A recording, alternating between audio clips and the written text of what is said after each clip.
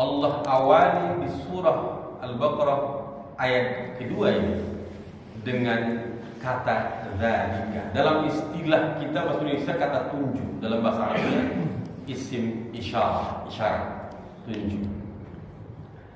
Secara dasar bahasa Arab, kalau dia dekat itu ini ada, kalau dia jauh itu dzalika. Bedanya bahasa kita, bahasa Indonesia dan bahasa Arab atau bahasa Inggris atau bahasa apapun, kalau bahasa Arab segala sesuatu yang diucapkan, dibaca, didengar, dituliskan dalam kaidah bahasa Arab itu dua yang harus dipastikan. Satu, pastikan apa jenis kelamin. Yang kedua, pastikan berapa jumlahnya. Kenapa demikian? Karena kaidah bahasa Arab kalau mengucapkan sesuatu kepada laki-laki tak akan sama ketika kita ucapkan kepada perempuan. Di situ letak kesempurnaannya. Ketika kita ngomong sama laki-laki satu orang, nggak akan boleh sama dengan kaidahnya dengan dua orang.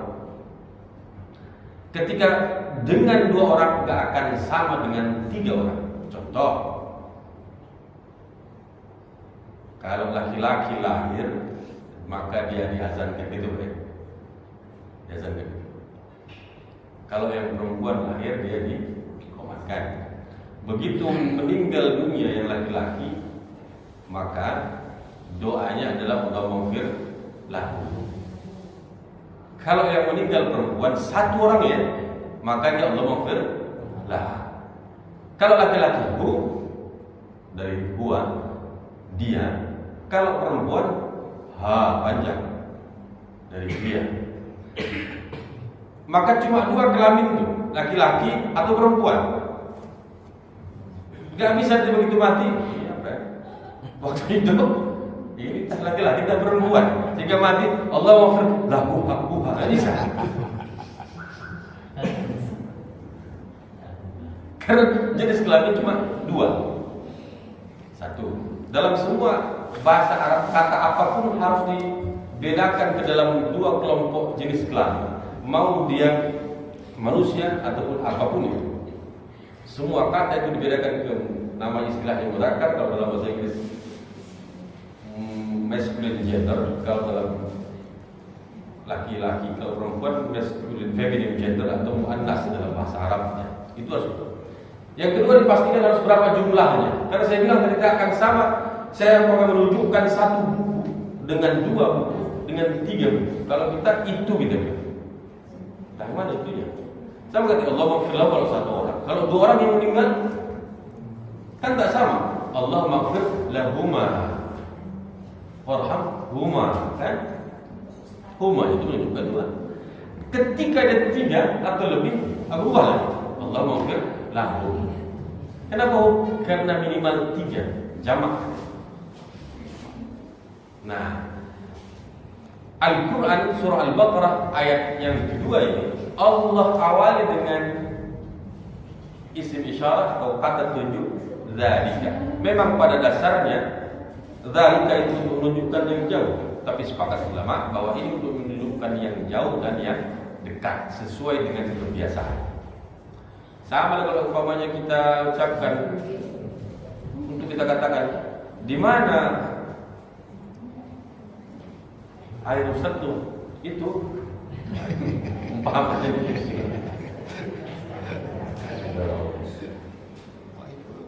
padahal tidak awak bilang juga itu. Nah, maka Imam Fakhrul Razi Syafi'i bilang untuk menunjukkan yang jauh itu memang dalam bahasa Arab dari ya, tapi secara uruf kebiasaan juga digunakan untuk yang dekat. Itu satu. Yang kedua, jumlah jenis kelamin. Kenapa Allah gunakan untuk katakan itunya itu pakai dzalika? Dzalika itu untuk yang mudzakkar, untuk yang laki-laki, jenis laki-laki atau maskulin gender. Kenapa nggak pakai itunya dengan kata yang jenis perempuan namanya tilka? Jadi nggak bisa dalam bahasa Arab itu. Kalau biasanya kan kalau ingat kita madrasah ngaji dulu, itu adalah dzalika bintun, dzalika waladun. Kalau perempuan tilka bintun, tilka bintun. Laki-laki dzalika. Nah, kalau kenapa Allah menggunakan dzalika tidak tilka? Ada banyak pendapat. Di antara pendapatnya adalah karena dzalika menunjukkan alkitabunya. Dzalikal kitabu la raiba fi. Itu kitab itu. Kitab yang mana? Itu yang di tanganmu dulu. Dzalikal kitab. Kitab itu la raiba fi. Tidak ada keraguan sedikit pun di dalamnya. Kemudian timbul pertanyaan. Tadi kenapa yang pertama adalah kenapa Allah gunakan dzalika? Karena menunjukkan dzalika Alkitab. Alkitab itu yang mana? Apakah Al-Quran ini semua atau ayat yang sebelumnya? Apa ayat yang sebelumnya? Alif Lam Mim. Maka ada pendapat juga Alkitab yang dimaksudkan tadi itu Al-Quran ini dan juga ayat yang sebelumnya. Kenapa? Karena seluruh kata firman Allah dalam Al-Quran itu adalah semuanya adalah Al-Quran. Kalau kita bilang surah Al-Ikhlas, surah Al-Ikhlas itu apa? Al-Quran. Al-Fatihah, Al-Quran. Berarti kalau mana waktu lagi baca Quran, apa yang baca? Yasin. Oh, dengar? Yasin. Asli Yasin juga dibaca terus, nggak ada lanjutannya.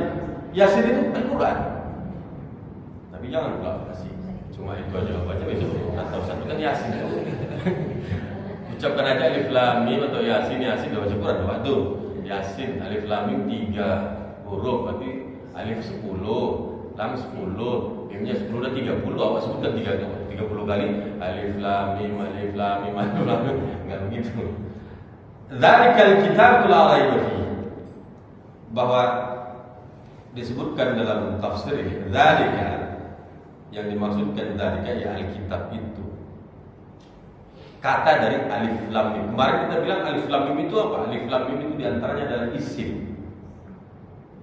kata yang menunjukkan. Ada yang menafsirkan alifnya Allah, lamnya Jibril, mimnya Nabi Muhammad. Ada yang mengatakan alifnya Ahad, Allah Ahad, azali, abadi.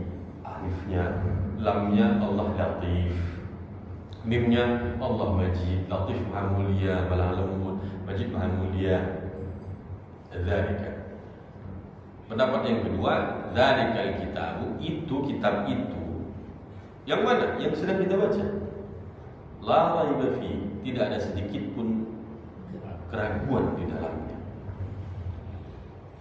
Keraguan atau syak di dalamnya. Timbul pertanyaan yang kedua. Pertanyaannya adalah, jemaah dimuliakan oleh Allah, keraguan itu yang mana? Bahwa keraguan itu di dalam, yang tidak ada keraguan itu yang mana? Di dalam yang ada pada dalam Al-Quran itu atau Al-Qurannya saja? Contoh umpamanya, kalau kata Al-Qurannya, satu Al-Qurannya itu sendiri, atau keraguan itu tidak ada keraguannya, yang ada bagian daripada dalam Al-Quran itu. Contoh umpamanya, apalah logikanya, kalau kita bilang nama seseorang, tapi Al-Quran jangan pula bahwa bilang nauzubillah dari Al-Quran kita tempatkan makhluk. Wah, ini dulu peristiwa berdarah-darah ya, antara pemikiran mengatakan bahwa Al-Quran itu makhluk,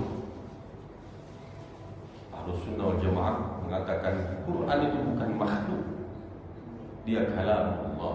Cuma pada masa itu dinasti Abbasiyah salah satunya, di masa dinasti Abbasiyah, waktu itu dikuasai oleh golongan Mu'tazilah, kelompok pemikiran dalam Islam bernama golongan Mu'tazilah. Mu'tazilah, mereka ini memahami agama itu dengan logika murni. Ketika ayat-ayat Al-Quran, ketika hadis-hadis baginda Rasulullah SAW bertentangan dengan logika, maka ditinggalkan itu ayat dan hadis yang digunakan logikanya. Tapi ketika umpamanya ayat Al-Quran dan hadis mengikuti logika, itu baru dipakai sama dia. Kalau tidak mereka campakkan, sehingga mereka bilang Al-Quran itu adalah makhluk. Ulama siapapun yang ketika itu tidak mau mengatakan ulama makhluk, maka pada saat itu sang khalifah pemerintahnya akan membunuh, mengganti. Kenapa? Karena ketika itu pada masa itu sudah dicengkram oleh pemikiran Mu'tazilah. Pemerintahan Islam pada masa itu dikuasai, satu masa itu dikuasai oleh pemikiran Mu'tazilah. Imam Ibn Hanbal tidak mau, tetap beliau itu dengan konsisten mengucapkan bahwa Al-Quran tidak makhluk dan hanya kalam Allah. Apa bahayanya? Kalau dibilang Al-Quran makhluk, maka itu dijadikan makhluk sampai kita kalau tinggalkan saja. Apa yang menjadi sebuah pedoman? Nauzubillah. Yang kedua, yang tidak ada keraguan itu yang mananya? Di dalamnya ini, bagian di dalamnya, atau Al-Quran itu semua? Maka jawabannya adalah bahwa yang tidak ada keraguan itu, yaitu Al-Quran itu sendiri. Kalau sudah Al-Quran itu sendiri, apalagi yang di dalamnya? Kalau cuma dibilang yang tidak ada keraguannya, fihi, yang di dalamnya. Contoh umpamanya kita sebutkan kata nama orang. Siapa namanya? Umpamanya Wa'udin, nggak ada nama di sini. Amannya. Wa'ipul. Wa'udin. Wa'udin. Dibilang kata Wa'udin. Dibilang umpamanya Wa'udin. Dibilang Wa'udin. Aku kalau sama waktu agak ragu. Yang mana ragunya? Sama dirinya semuanya atau bagian daripada wahyu? Nah, itu lagi. Contoh umpamanya ada sifatnya yang kurang jujur, ada sifatnya yang kurang enak, bagian daripada dirinya, atau dirinya semua. Maka Al-Quran itu yang tidak ada keraguan itu adalah seluruh daripada Al-Quran itu sendiri. Sehingga kalau Al-Quran itu sendiri seluruhnya, maka bagian-bagian di dalamnya juga pun mengikuti, tidak ada keraguan. La raiba fi.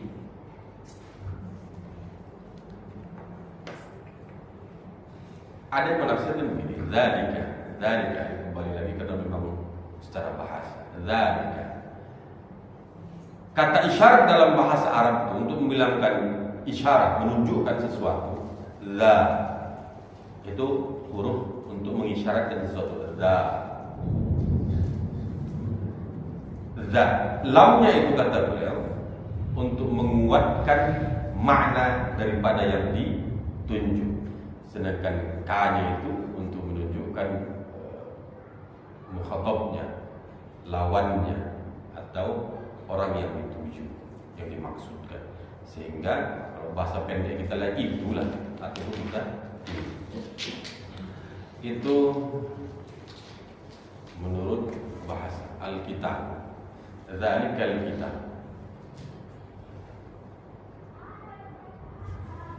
Surah Al-Baqarah biasanya Nabi kan kalau menyebutkan dalam hadis baca surah ini, dia menyebutkan, beliau itu menyebutkan awal daripada isi suratnya. Umpamanya surah Al-A'la, surah Sabbihis, surah Alif Lam Mim, surah Alif Lam Mim. Maksudnya apa itu surah Alif Lam Mim? Al-Baqarah. Sehingga zalikanya itu ada yang mengartikan begini. Kenapa tidak menggunakan tilka? Karena kalau tilka itu artinya itu, tapi itu bagi yang muannas. Muannas jadi bentuknya diantaranya kata yang muannas itu yang pakai tamar untuk suratu alif lam mim. Kalau pakai yang ditujukan suratnya, maka seharusnya tilka.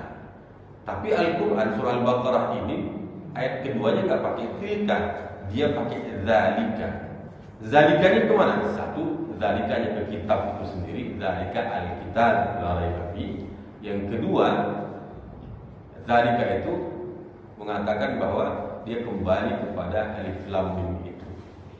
Surah alif lam mim. Kenapa? Karena alif lam mim itu kemarin kita bilang maknanya adalah beberapa isim. Wallahu a'lam bishawab. Itu memang agak ribet secara bahasa.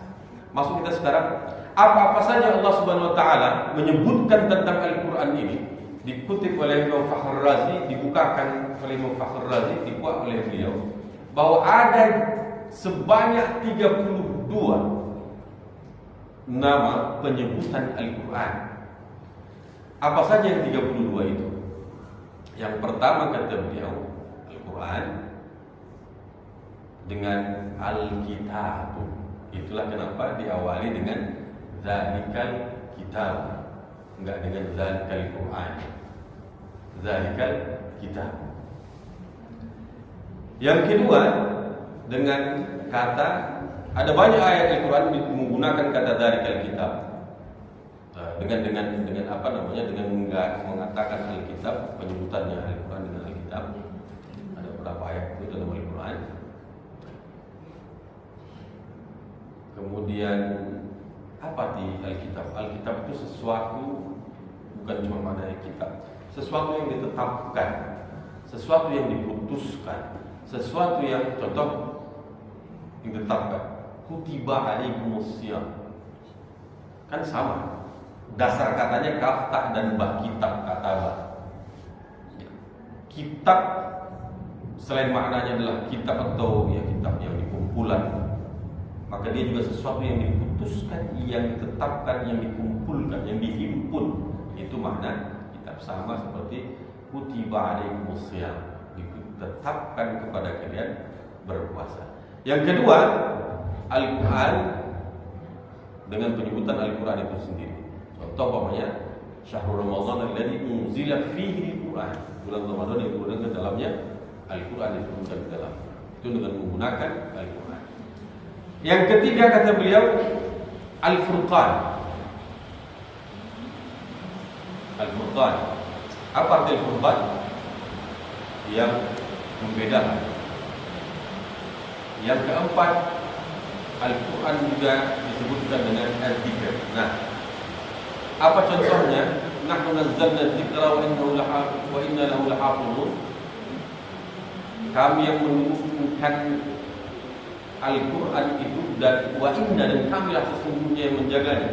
Ini kalau penafsiran bagi orang ahli tasawuf, ahli tarikat, penyebutan az-zikr itu ya zikir. Karena memang ada perbedaan metode penafsiran bagi ulama dari ahli sufi tasawuf, orang tarikat, dengan yang ahli syariat. Tapi para ulama menjelaskan bahwa makna daripada inna nahnu nazzalna dzikra, kami yang menurunkan zikir. Zikir di situ maksudnya adalah Al-Quran. Sehingga yang keempat tadi az-zikr, maknanya Al-Quran. Atau dengan kata lain tazkirah atau zikra. Dalam beberapa ayat, wa dzakir fa inna dzikra tanfa'ul mu'minin. Dan ingatkanlah, fa inna dzikra, sungguhnya memberikan peringatan itu tanfa'ul mu'minin, memberikan manfaat kepada orang yang beriman. Dengan kata yang sama, dzaka dan ra, la tazkiratun wa innahu la tazkiratun lil muttaqin. Dan sungguhnya Al-Quran itu sebagai tazkirah. Artinya bahwa penyebutan untuk Al-Quran juga dengan tazkirah, pengingat bagi orang-orang yang bertakwa. Yang kelima, ada berapa? 32. Ini adalah kelima. Al-Quran dengan sebutan tanzil. Yang keenam, Al-Quran juga disebutkan dengan al-hadis. Bukan hadis yang dimaksudkan dalam sunnah, dalam perkataan Nabi, tapi hadis di sini adalah Al-Quran. Contohnya firman Allah Az-Zumar ayat 23. Jangan kalau nanti diartikan Az-Zumar ayat 23 ini hadisnya Nabi. Apa itu isinya? Allahu nazzala ahsanal hadisi kitabah. Allah lah yang menurunkan ahsanal hadis, sebaik-baik perkataan. Perkataan ini apa maksudnya? Itu Al-Quran itu sendiri. Kitab sebagai kitab. Kemudian yang ke-6 dari hadis, al-hadis. Contohnya Az-Zumar ayat 23. Yang keempat, mau'izah. Apa mau'izah? Nasihat. Contoh, ya ayuhan nasu qad ja'atkum mau'izatun min rabbikum. Wahai manusia, Yunus ayat 57, Allah berfirman, wahai seluruh manusia seluruhnya, qad ja'atkum mau'izatun min rabbikum, telah datang kepada kalian mau'izah, nasihat daripada Tuhan kalian. Itu ke-7. Ke-8, makna juga dengan Al-Quran, dengan kata al-hukum, al-hikmah, al-hakim, al-muhkam. Ini semua dengan akar kata yang sama dari huruf ha, kaf, dan mim. Al-hukum, al-hikmah, al-hakim, dan al-muhkam. Ini maknanya yang ke-8, kumpulan dari makna penyebutan Al-Quran. Yang ke-9 Allah menggunakan kata syifa, penyembuh. Siapa penyembuh itu? Yang dimaksudkan adalah Al-Quran. Sehingga asy-syifa dalam firman Allah Al-Isra ayat 82, wa nunazzilu minal Qur'ani ma huwa syifaa'un wa rahmatun lil mu'minin. Maka syifa di situ adalah Al-Quran. Apa kaitannya? Sama seperti Al-Baqarah ayat 10. Fi qulubihim maradun, di dalam hati mereka ada penyakit, ada sakit. Bukan sakit hati lever, itu medis. Jadi sakit hati, kalau umpamanya nengok kawan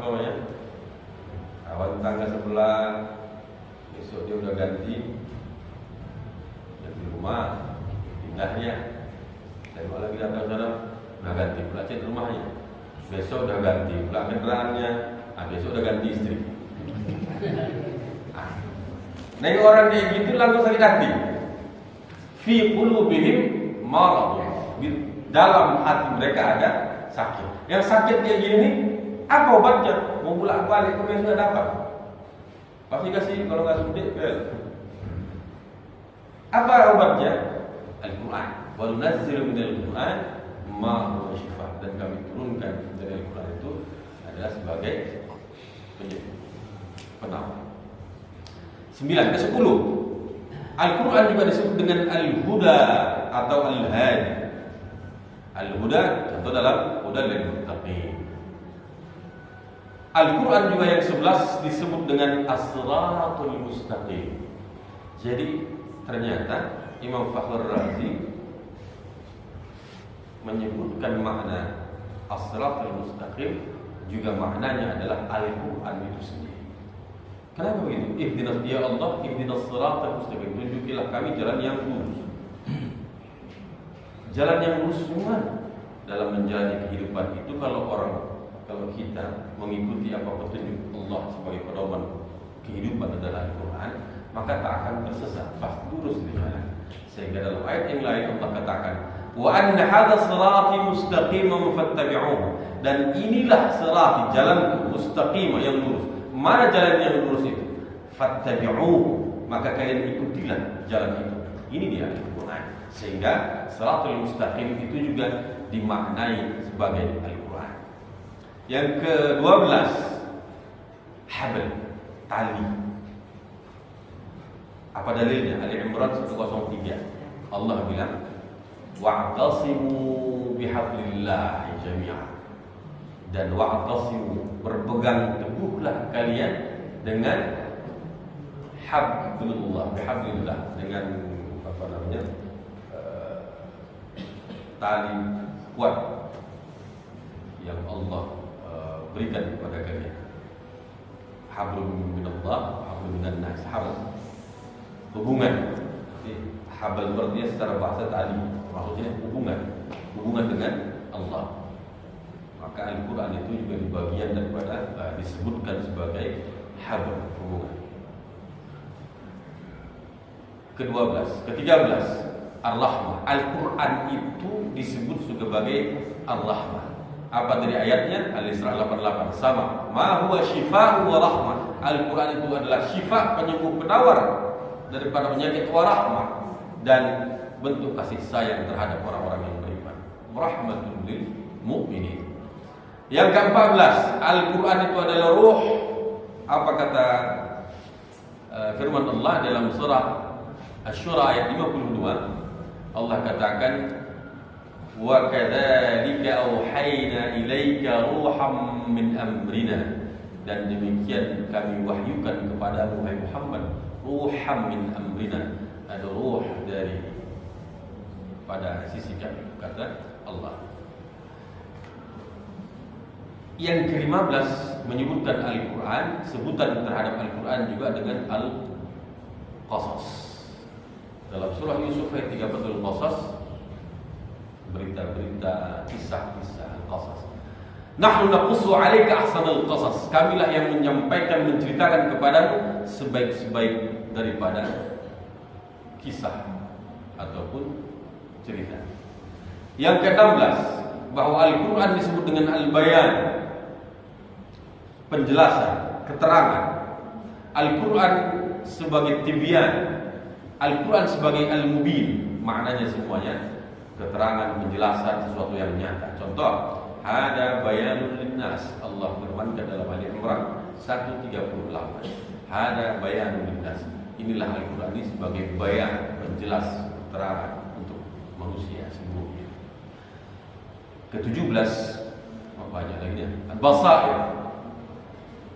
Diartikan juga bahwa Al-Quran itu dengan istilah penyebutan basair dalam surah Al-A'raf. Dicatat saja surahnya Al-A'raf ayat 203. Hada basair min rabbikum. Apa itu basair? Dalil-dalil, petunjuk-petunjuk. Dan inilah Al-Quran ini sebagai basair, sebagai dalil-dalil petunjuk dari Tuhan kalian.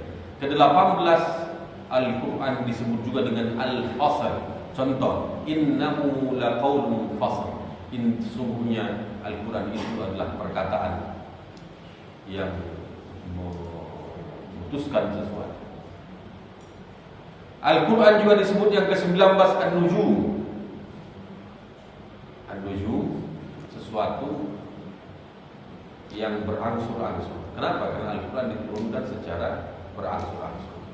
Kalau contohnya Al-Waqi'ah ayat 75, walaupun nujum jamak daripada najam, najam itu artinya bintang, sehingga nujum bintang-bintang. Bintang itu banyak, berserak dia. Maka Al-Quran itu apa namanya? Seperti diangsur banyak, kemudian turunnya di angsur-angsur oleh Allah. Fala uqsimu bimawaqi'in nujum. Al-Waqi'ah ayat 75. Ke-20, apa kata Allah dalam surah Az-Zumar ayat 23 dengan istilah al-mathani. Mathani taqsha'ru minhu juludul ladina yakhshawna rabbahum. Az-Zumar ayat 23 itu al-mathani. Yang ke-21, Al-Quran juga disebutkan sebagai an-ni'mah, kenikmatan. Apa contohnya? Wa amma bi ni'mati rabbika fahaddits, dan terhadap nikmat Tuhanmu itu ceritakan. Yang mana nikmat Tuhanmu itu dia Al-Quran. Jadi yang dimaksudkan dengan nikmat itu adalah Al-Quran.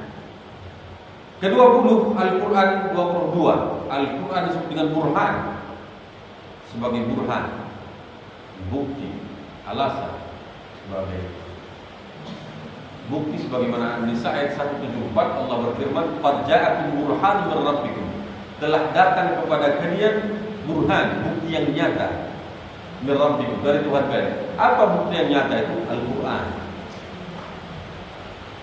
23, Al-Quran disebut dengan Al-Bashir. Al-Bashir, kabar-kabar gembira, wan nadir, dan kabar-kabar peringatan. Karena di dalam Al-Quran ada kabar gembira bagi orang-orang yang beriman, dan ada peringatan bagi mereka yang ingkar. Ke-24, Al-Quran disebut dengan Al-Qayyim. Contoh At-Taubah 36, dzalika dinul qayyim. Al-Qayyim itulah agama yang kuat, yang lurus, yang tegak. Ke-25, Al-Quran disebut dengan Al-Muhaimin.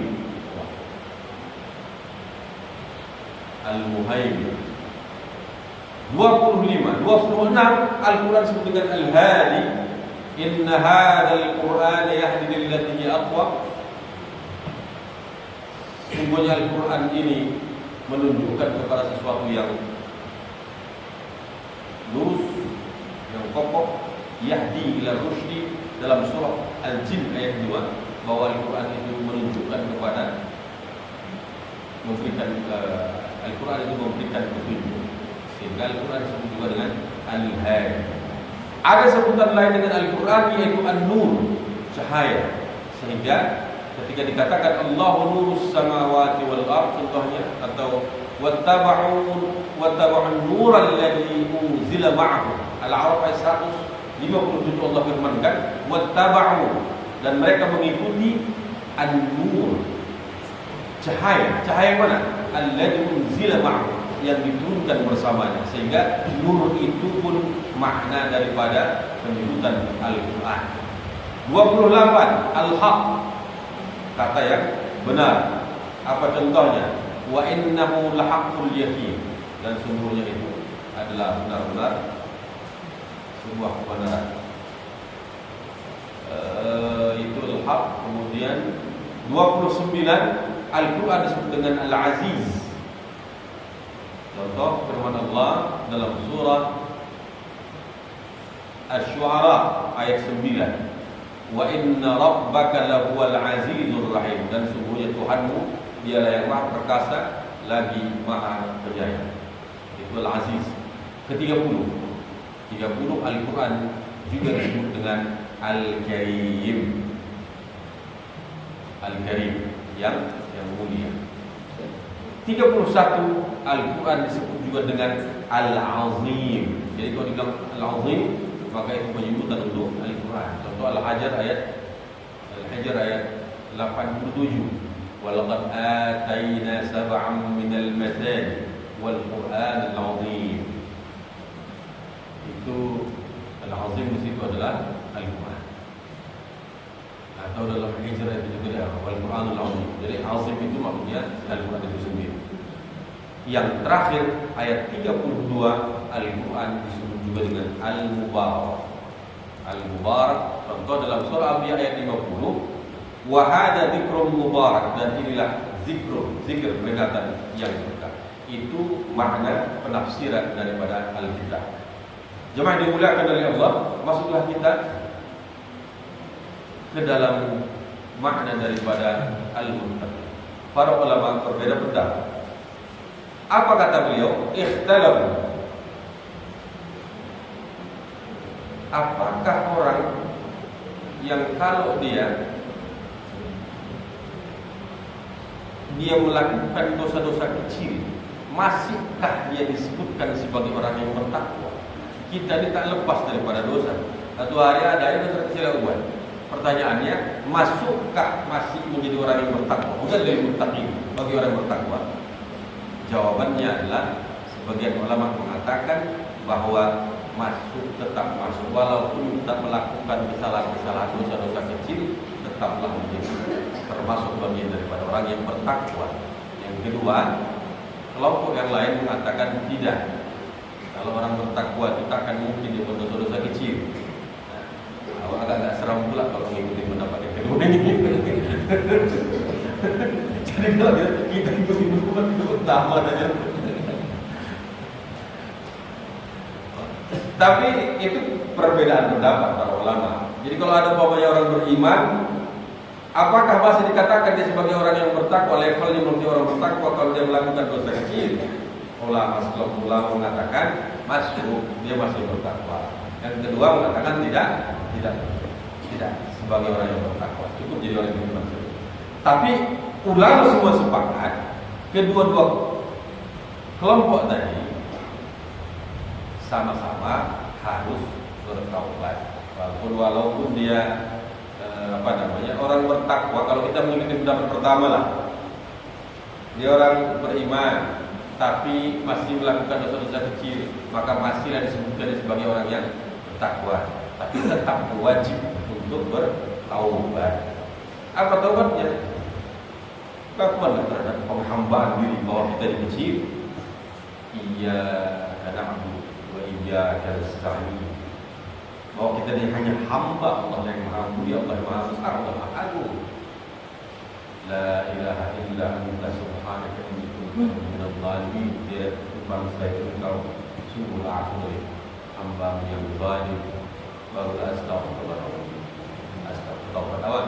Nah, itu menurut pendapat ulama. Jadi sepakat mereka mau yang dia masuk atau tidak masuk dari bagian orang bertakwa tetap bertaubat. Istighfarnya kita, salatnya kita, apalagi wuduknya kita itu ketika membasuh wajah, kalaulah wuduk hanya untuk membersihkan wajah secara zahir saja, cukuplah kita membersihkan pakai sabun. Itu banyak sabun itu bagus-bagus, telepon atau apa kan. Jadi yang mana dibersihkan? Yang dibersihkan adalah kotoran-kotoran di balik daripada yang digunakan anggota wajah, mungkin mulut atau mata atau hidung dia sudah melakukan kesalahan. Waktu membasuh tangan, ya Allah, ampunkanlah dosaku yang dilakukan dengan tangan kanan. Maka insya Allah begitu selesai wudu, begitu di waktu dihapus itu wajah, dihapus itu tangan, dihapus itu pusat kepala, telinga dan kaki, maka demikian pula berpucurlah air itu, demikian pula berpucurlah dosa-dosa yang kita lakukan dalam waktu itu. Maka kita berdoa, asyhadu an la ilaha illallah wa asyhadu anna muhammadan rasulullah. Allahumma ja'alni minal tawwabin. Ya Allah, jadikan aku dari hamba-Mu yang